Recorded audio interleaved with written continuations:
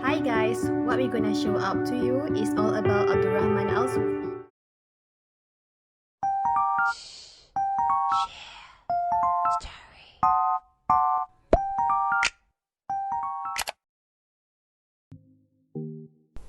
The full name of Al-Sufi is Abdul Rahman Abu Al-Hussein Ibnu Umar Ibnu Muhammad Ibnu Sahal Al-Razi, the famous Persian astronomer. Al-Sufi has been mentioned by many astronomers, but his name has often been misspelled and miswritten. He has been known as Al-Sufi in the West. Al-Sufi was born on 7 December 903 in the city of Ray, the southeast of what is now called Tehran, Iran. He died on 25 May 986, probably in Shiraz. He lived to be 83, which is a good old age for his time. His family was originally from Nisa, or the city of Nisabur in western Khorasan province in modern-day Iran.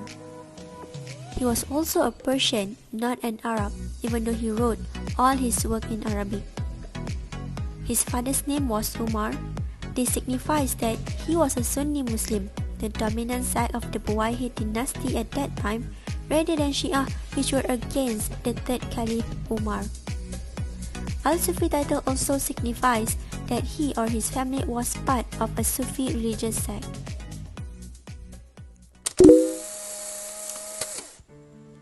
Al-Sufi lived most of his life between the province of Ray and Fars, and in the cities of Ray, Isfahan, and Shiraz in Iran. He visited Dainawa, which is the home of the famous scholar and astronomer, Abu Hanifa al-Dainawari. He also visited Isfahan to research a celestial globe constructed by another important astronomer of that period. Furthermore, Al-Sufi lived and died during the period and rule of Buwayhid dynasty during the 10th century. It is because Al-Sufi clearly mentioned that his book was dedicated to the Buwayhid ruler Adud al-Dawla. He is the first person in recorded history to have observed the Andromeda galaxy. Moreover, he revised the catalogue of fixed stars established by Ptolemy and prepared an accurate map of the sky that became a standard work in the West for several centuries. He took the time to individually fact-check Greek astronomer Ptolemy's measurements of the brightness and size of stars. To sum up, he had an enormous influence on the Arab astronomical studies of his time. Even in 1935, the International Astronomical Union named a crater on the moon by the name of Al-Sufi. Given his tremendous interest in stars and constellations, he has contributed to many things in the history of astronomy. Firstly, Rahman Al-Sufi is the earliest who observes Andromeda galaxy. He also is the first astronomer to identify the Large Magellanic Cloud galaxy. Furthermore, he also is the first astronomer to describe the nebulosity of the nebula in Andromeda. He also has discovered that the ecliptic plane is inclined with respect to the celestial equator, thus more accurately calculated the length of the tropical year.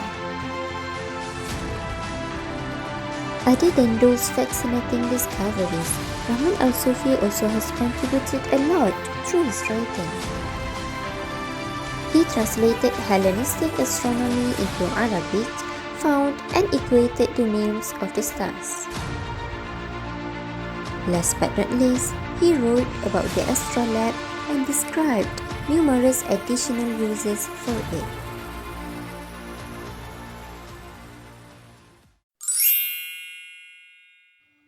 Rahman Al-Sufi owned a manuscript named Kitab Al-Kawakib Al-Thabitah, or famously been regarded as the Book of Fixed Stars. The book describes 48 constellations and 55 astronomical tables. In addition, it provides a star chart that contains all of the stars that form the constellation in terms of their names, numbering, longitudinal and magnitudinal or its brightness, and its location of north or south of the ecliptic.